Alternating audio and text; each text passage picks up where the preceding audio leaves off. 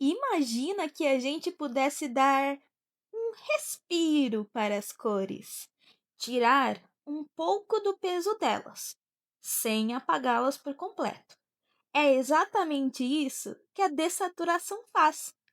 Hoje a gente vai conversar sobre o que é a dessaturação de cores, como ela pode ser usada de forma prática, um pouquinho da história por trás desse recurso, técnicas para aplicar na pintura e alguns exemplos de artistas que conseguiram usar cores dessaturadas de forma magistral. A primeira coisa é entender o que significa dessaturar uma cor. Saturação é a intensidade, a pureza do tom. Uma cor 100% saturada é viva, forte, vibrante. Quando a gente diminui essa intensidade, a cor vai perdendo força e se aproximando de algo mais neutro, mais suave. Não é simplesmente deixar mais claro ou mais escuro, mas sim tirar aquele excesso de intensidade. E por que isso é importante? Porque trabalhar só com cores saturadas podem cansar os olhos e deixar a pintura gritante demais. Já as cores dessaturadas criam equilíbrio, profundidade e até um ar mais sofisticado. Se a gente olhar para a história da arte, dá para perceber que a dessaturação sempre esteve presente. No Renascimento, por exemplo, os artistas usavam pigmentos naturais que já não tinham tanta pureza, o que resultava em paletas mais suaves. Mais tarde, no Impressionismo, pintores como Monet começaram a explorar contrastes entre áreas saturadas e áreas dessaturadas para criar vibração.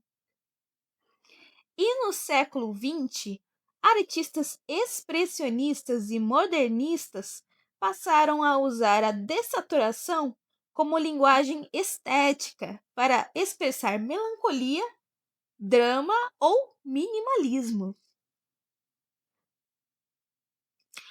Agora, como usar na prática? Um truque simples é pensar em equilíbrio. Se você tem uma cor muito viva na tela, pode suavizar as outras ao redor, deixando a saturação mais baixa.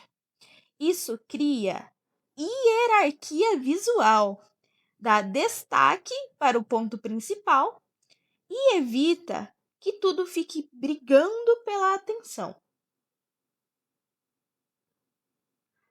Outra forma de usar era para transmitir a atmosfera. Cores dessaturadas passam sensação de calma, nostalgia, maturidade. É como se elas tivessem uma história para contar, diferente das cores muito vibrantes, que transmitem energia e intensidade imediata. E como fazer para dessaturar cores na pintura? Existem vários caminhos. Misturar a cor com branco pode suavizar, mas cuidado, pois isso tende a clarear e não necessariamente desintensificar. O método mais interessante é misturar a cor com seu complementar no círculo cromático. Isso tira a intensidade sem descaracterizar totalmente, criando tons ricos e equilibrados. Outra opção é acrescentar cinza neutro. Essa é uma técnica bastante usada quando você quer manter a luminosidade, mas reduzir a força da cor. Agora, vamos para os exemplos de artistas que trabalharam muito bem com cores dessaturadas. Nessa tela de Giorgio Morandi, chamada Still Life, temos uma composição de natureza morta que envolve o uso de cores dessaturadas de um modo muito interessante. A primeira coisa a se observar é que nos objetos redondos, as cores utilizadas para criar esse tom neutro foram amarelo e roxo, pois, ao dar um zoom na tela, você consegue perceber a sombra do pigmento roxo se sobressaindo, enquanto no resto do objeto há um amarelo neutro, que não teria como ser reproduzido com outras cores. Enquanto isso, temos no objeto retangular e na mesa uma mistura de verde e vermelho, cores complementares que criam esse tom amadeirado, que parece muito com uma pintura recém-vernizada. Também podemos perceber os tons neutros nos panos entre as louças, que muito provavelmente é a mesma mistura de amarelo e roxo, porém acrescentado branco. Ainda nas telas de Dior de Morandi, resolvi pegar essa tela para analisar, chamada Metaphysical Still Life, pois ela, além dos tons neutros mais comuns, utiliza um rosa neutralizado. O rosa aqui é neutralizado com uma pequena porção de cinza claro, pois, se você analisar a tela bem de pertinho, consegue perceber os tons cinzas tomando destaque na tela. É muito interessante como mesmo cores consideradas vivas ou super saturadas podem perder a saturação apenas com a adição de outra cor. Vemos também que o rosa parece uma mistura do fundo da tela, apesar que discretamente. Podemos ver um tom de bege marfim, que é um tom que conseguimos alcançar principalmente misturando rosa, amarelo e cinza em proporções específicas.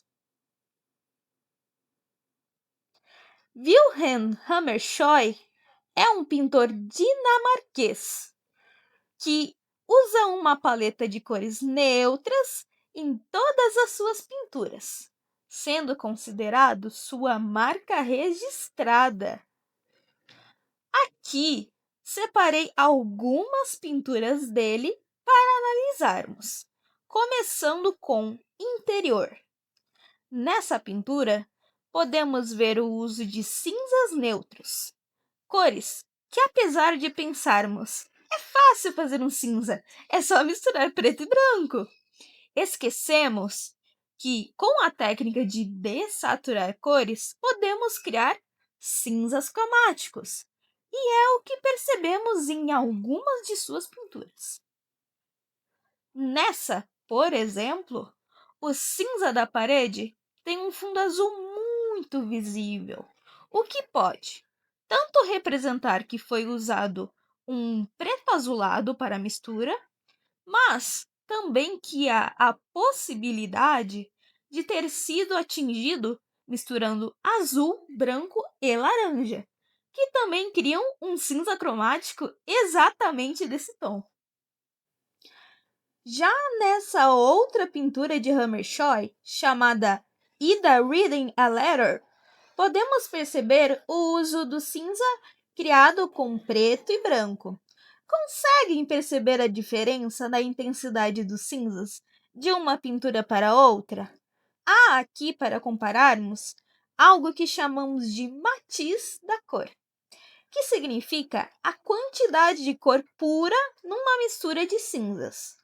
Por exemplo, um cinza que possui um fundo azulado é um cinza de matiz azul, mas um cinza que possui preto e branco não possui matiz nenhuma. Falaremos disso novamente no futuro. Edward Hopper é um grande artista famoso por suas pinturas de ambientes. Mas o que me agrada em suas obras é como utiliza o contraste entre cores dessaturadas e cores saturadas. Nessa pintura chamada Morning Sun, podemos observar a parede do ambiente interno, o quarto, e como ele é um verde azulado neutralizado com sua cor complementar, que, seguindo o círculo cromático, é o laranja avermelhado e a adição de branco. Mas também podemos perceber que a cama é um azul violeta apenas com branco. Essa forma de dessaturar uma cor, utilizando só branco, por exemplo, pode funcionar bem em alguns casos, como esse, mas também há o risco de tirar a vida da cor e tornar sua pintura muito pálida. Se esse não for o seu objetivo, opte pelas outras formas de dessaturação que citamos nessa aula. Ainda sobre essa tela, perceba como o contraste da cor saturada é feita exatamente pelas cores que neutralizam os azuis, que é o laranja e o laranja avermelhado. Essa é uma decisão muito acertada e que cria um contraste visível, mas equilibrado. Esses artistas mostram que a dessaturação não é a ausência de cor, mas sim um recurso de linguagem que pode dar alma para a pintura. Então, se você quiser experimentar, lembre-se, a dessaturação não apaga, ela transforma. Ela pode ser a ponte entre o impacto e a sutileza, entre a energia e a contemplação. E aí, me conta, você já experimentou usar cores dessaturadas nas suas criações?